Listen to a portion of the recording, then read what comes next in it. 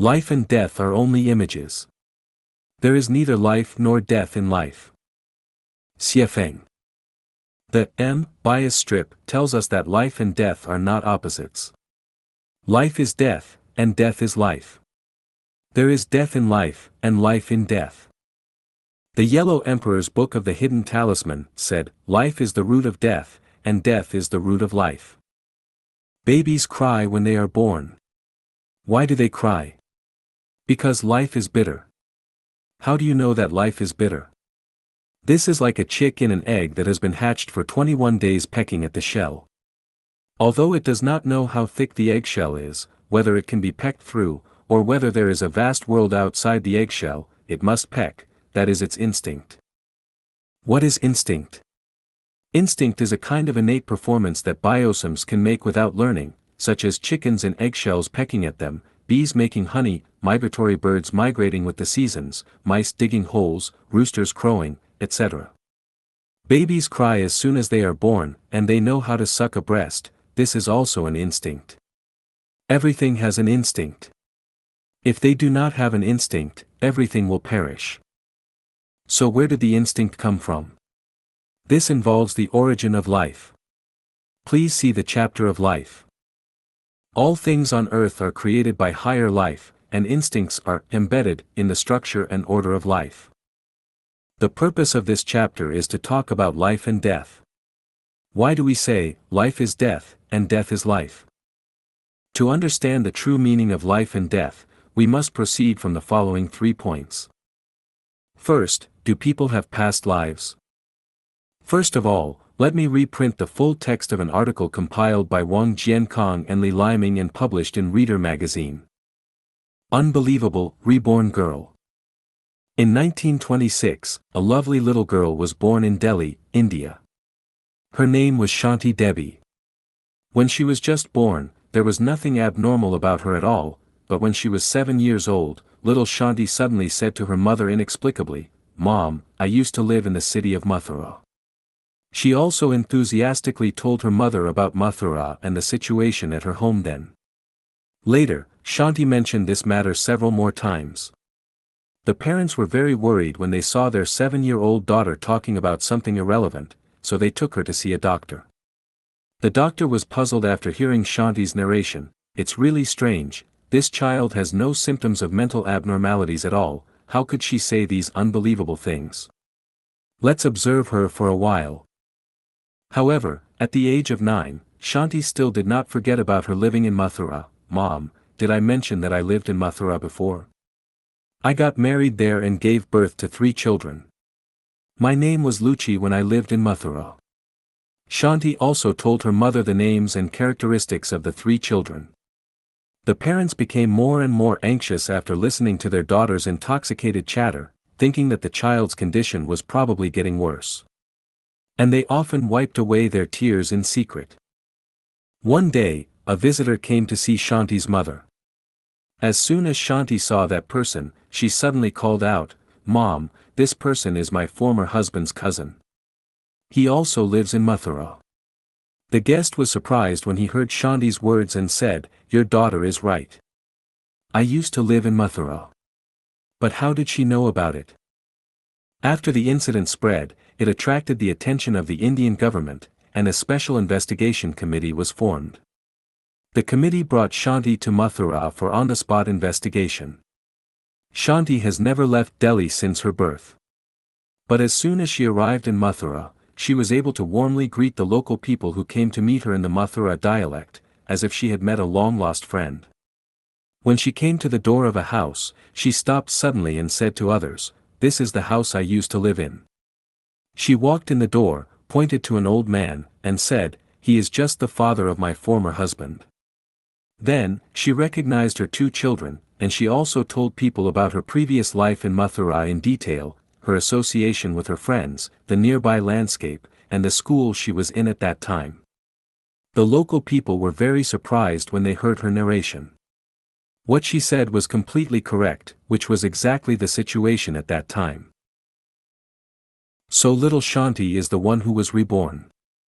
The people who came to investigate this issue had to come to this conclusion. In India, the ancient Buddhist country, there are really many reborn people. Swarata Misho is one of them. One day, when he was traveling by bicycle, he pointed to a house he had never been to and said that he had lived here for a period and talked as if he just thought of it. He also talked about the past. This surprised the accompanying family members.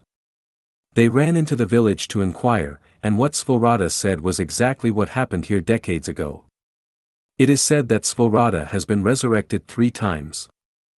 There was also a young man in India named Gaspiel. He just died shortly. On the day a person named Yaki died in a village 35 kilometers away, Gaspier suddenly woke up in the coffin placed in his home. When people pulled him out of the coffin, to their surprise, Gaspiel knew the appearance of Yaki, who was far away in a foreign land, and all the things that happened in that village. There are many examples of past lives recorded in ancient and modern Chinese and foreign books. We can't completely believe what they say, but in the face of the facts, we can't deny everything. We can deny that the statement of Tang monk in Journey to the West is the reincarnation of Jean Chanzi, but we cannot but believe in the theory of the reincarnated soul boy of the Tibetan Panchen Lama in Tibet. For example, Wenda Gongbao Kai Dan, the reincarnated soul boy of the 9th Panchen Lama Sangdang Kyuji Nyama, was able to accurately select the utensils used by the previous Panchen Lama from other identical objects, and even more surprisingly, he was able to call out the name of Gajan Paong, who had sung for the Panchen Lama, from the crowd. Before that, the two had never met. Gongbao Kaidan was not discovered by accident. A pill jumped out of the gold bottle during the shaking. They opened it, and it was Wenda Gongbao Kaidan's name on it. A pill jumped out of the gold bottle during the shaking. They opened it, and it was Wenda Gongbao Kaidan's name on it. In fact, anyone who was a human being in the last life and reincarnated as a human in the next life will definitely have a feeling of déjà vu about a place suddenly and dimly in your life. In some places, although you have never been there, once you arrive, they must be reflected in your subconsciousness. You don't know what's going on, you just feel as if you have been here before. Of course, if you were an animal in your previous life, you will not have this kind of memory, but you must have a special love for a certain animal, and you are particularly disgusted or afraid of some animals. If you were a celestial in the 1,000-year world or the 10,000-year world, you will not have this kind of hazy memory, but you will definitely hate the selfishness of human society, and subconsciously feel that you don't belong to this world, if you come from the Elysium world. You don't like meat by nature. Many wonderful hallucinations often appear in your mind, and you have an instinctive closeness to Buddhism. Second, do people really have an afterlife? It's hard for us to believe the hearsay of others, but we have to believe the theories and examples based on scientific research and clinical practice. There is an organization in this world called the International Association for Near-Death Studies, whose website is www.nderf.org. The results of this research organization show that people have an afterlife. Please feel free to contact them to discuss where people go after death. As living people, it is impossible for them to clearly know the scene after death, but for those who died but came back to life due to various reasons, it is true that some of them have experienced the scene after death. I myself started to explore the essence of life because of a fact that came into being 20 years ago, that is, no matter whether people in the world believe it or not, I am sure that life has an afterlife. And because of my continuous research and exploration, I discovered my past life and future life and made clear the purpose and significance of my birth. I passed through a happy darkness and saw the bright sunshine. I felt extremely happy. I was pushed into a black hole, and my mind still maintained infinite peace. Suddenly, a ray of light appeared in front of me.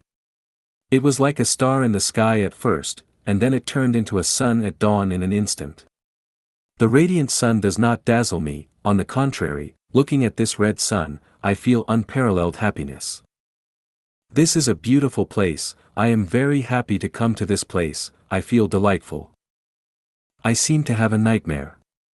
Countless ghosts came to claim my life, and a black tornado also hit me. I was frightened to death, and suddenly I was pulled back by a force. I watched the doctors tossing my dead body, relatives and friends were mourning and crying, but I drifted farther and farther away from them. I was not sad, I felt extremely peaceful, and felt that there was a beautiful place in the distance, and that is where I should be. The above are the memories and narrations of people who died and came back to life. Although they did not describe what kind of place they arrived at, it is certain that they still have a clear consciousness after death, and they also feel the beauty or dreadfulness of the place they are going to. It is certain that people will have an afterlife. There are only two kinds of eternal things in the universe, one is energy and the other is life.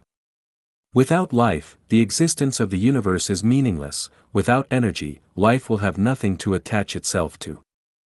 Life is eternal. The so-called death is just the transformation of the life carrier. After the body of life dies, the spiritual body of life will enter another life carrier. After a dog dies, it may be reincarnated as a human being.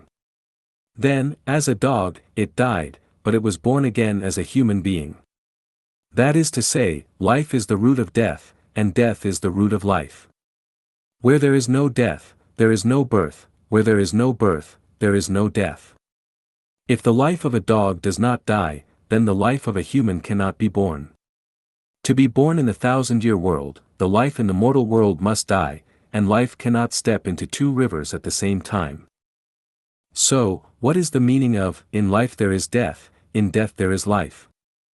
We know that the aging of the body is gradual and unconscious. If we take photos of the life mileage from birth to death every day, by taking out two adjacent photos and comparing them, you cannot see the difference between the two at all. However, if you compare the photos with the ones which were taken after a period of time, such as 1 month or a year, you can clearly see the difference between them. That is to say, life is dying every moment, in life there is death. So, is there life in death? Yes, there is life in death. We already know that life is eternal, and people have an afterlife, so what factors will determine our afterlife? Is becoming a cow, a pig, a human, an immortal, or a Buddha in the next life accidental or inevitable? We know that every result has an early cause.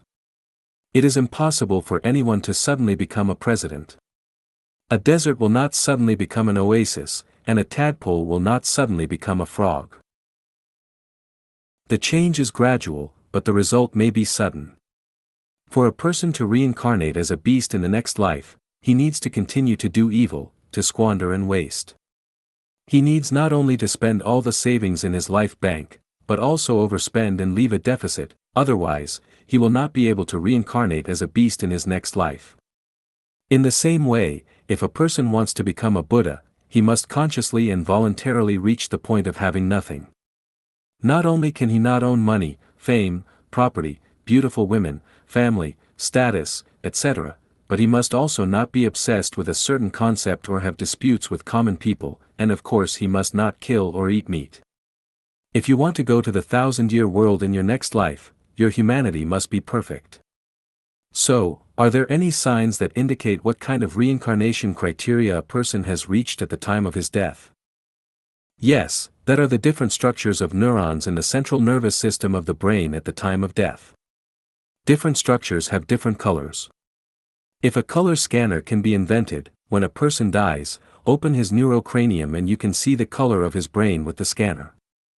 If it is colorful, it can be concluded that his life has gone to the 10,000-year world. If it is purple, he has gone to the Elysium world. If it appears red or green or blue, he must have gone to the 1,000-year world. If it appears white, he will be reincarnated as a human. If it shows a faint dark color, he will enter the animal world in the next life. If it is black, he will definitely go to the nether world, or the frozen layer, or to the inflaming layer.